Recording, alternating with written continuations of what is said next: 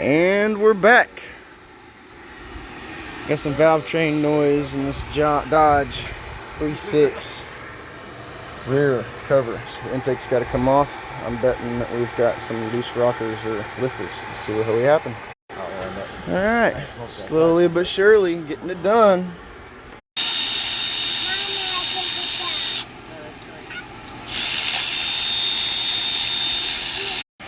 Alright, so we've got 1, 2, 3 failed rockers.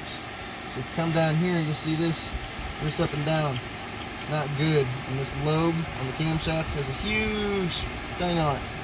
Same with over here, these guys are good, not going up and down. Come over here, see this guy going up and down. So we're gonna need a new camshaft and all new rockers and lifters. Gonna get some parts, tear it down further, and we'll be